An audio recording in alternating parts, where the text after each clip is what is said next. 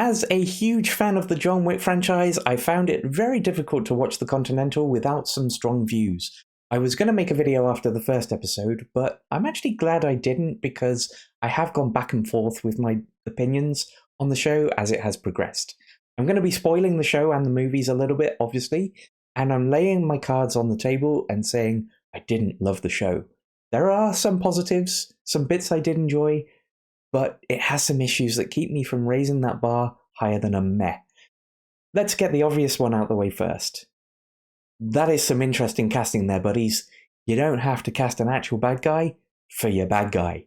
I've looked around to see if I'm in the minority of people who didn't really enjoy the show that much, and some of the very positive takes I've seen seem to attack the negative views and say they're only negative because of Mel Gibson. I'm going to put his real-life terribleness to the side. It's possible to enjoy art in spite of the artist. No one will convince me that The Usual Suspect or Baby Driver aren't incredible movies, even though Kevin Spacey is a prick.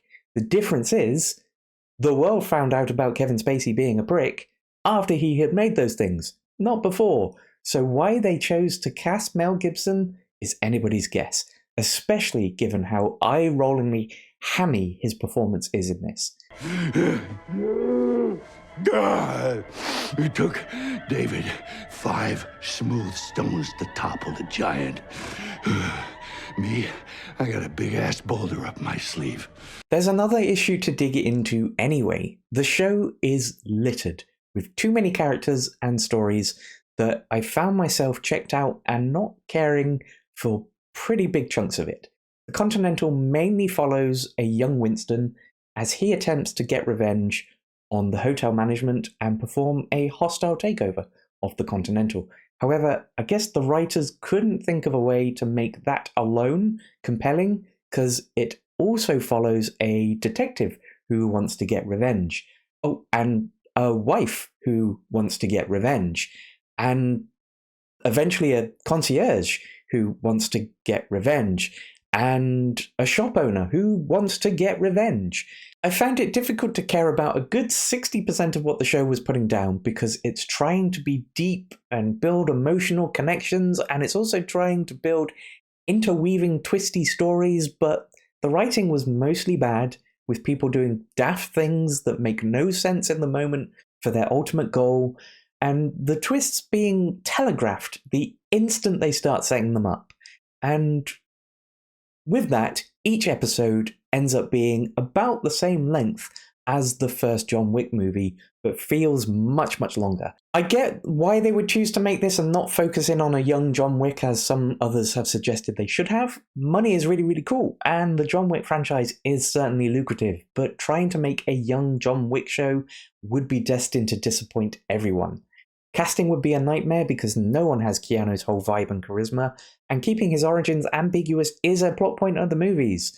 Us not knowing why everyone is terrified of him or holds him in such high regard makes the character. So sure, let's follow a young Winston, but the bloat from everything else almost makes it intolerable at points. The whole thing amounts to a violent Ocean's 11 with just as easy to spot twists. I mean, I'll be more surprised if anybody was actually shocked by the concierge betrayal or how the detective knew Winston in the final episode than I was by the twists themselves. Somewhere they seem to have forgotten what makes the franchise work. As I mentioned earlier, each episode runs almost the entire length of the first movie. However, in contrast to the movie, it's pretty dull for most of it. John Wick is a franchise built around bombastic, high-octane, nonsensical set-piece action with a simple premise. Someone killed his dog, severing his connection to a normal life and his dead wife. Go get him, John. Simple. Even the sequels keep the premise pretty simple overall. A bunch of people want to kill John Wick. He wants freedom. The closest we get to any meaningful story for other characters is when we're following Donnie Yen in the third movie. I like to imagine that there was a pitch meeting where the question of how do we get John to the church or the club or the hotel comes up, and the answer is always just violently. The Continental, on the other hand, muses on everyone's comings and goings, motivations, trying heavy-handed attempts to force these emotional connections whilst weaving these story threads, and one of my least favourite things happens in this show: the attempt to create a twist by betraying us, the audience. The characters know what's going on, but to try and build the twist, they don't act like they do. I think they may have shot themselves in the foot slightly with this, because if they had made a more concise, simple story about Winston, I could buy into it and expect that maybe there would be other miniseries about different characters we haven't seen yet. In fact, it's going to sound weird, but if they want to expand beyond the movies and focus in on specific characters, it would be good to concentrate on those characters' strengths. So for Winston, we wouldn't need to have bombastic action scenes and violence for it to be good if it's smartly written. Granted, I'm sure if the rampant over-the-top violence was replaced with more orchestrated, masterminded violence, most of the audience would probably hate it. As I hinted at the beginning though, I didn't fully hate it, despite everything I've just said. There are some good things. There were some good moments where I looked up from my phone and I can appreciate what they did.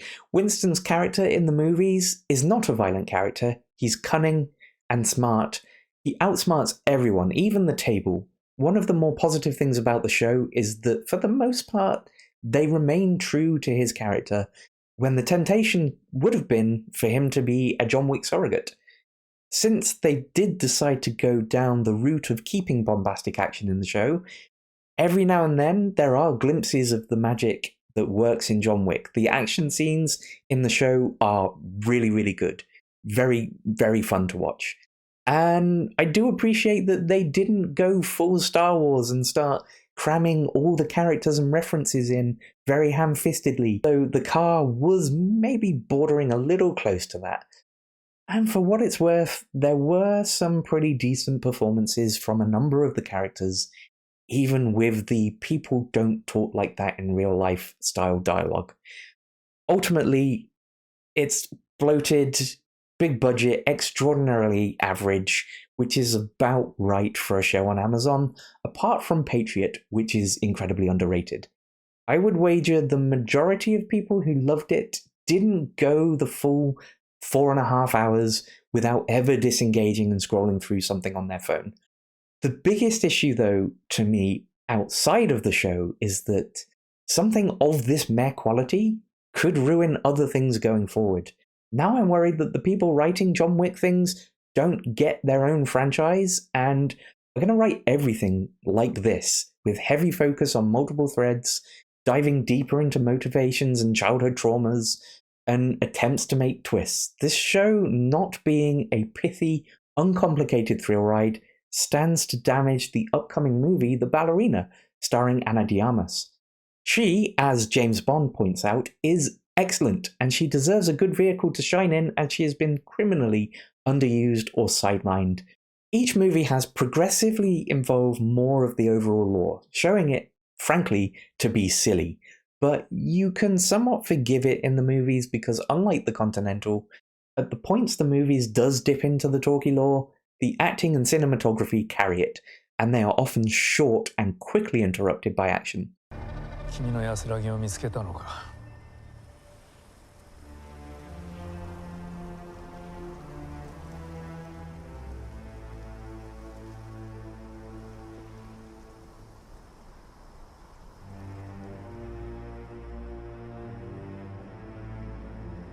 Apparently not. I hope the Continental isn't a sign of things to come in the John Wick franchise, but it's starting to seem that it could go the way of things like Kick-Ass, where the creators don't understand why people loved it in the first place. So that is my somewhat messy view of the show. Didn't totally love it, didn't totally hate it. I'm concerned about the future of the franchise.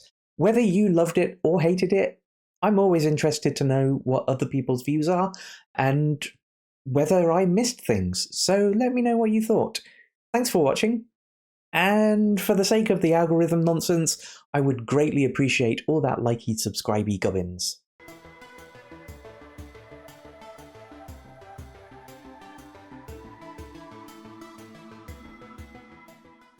Plus, you don't get to say this. Only Keanu can deliver this line. I'm gonna need guns. Lots of guns. See? Terrible. Leave it to Keanu.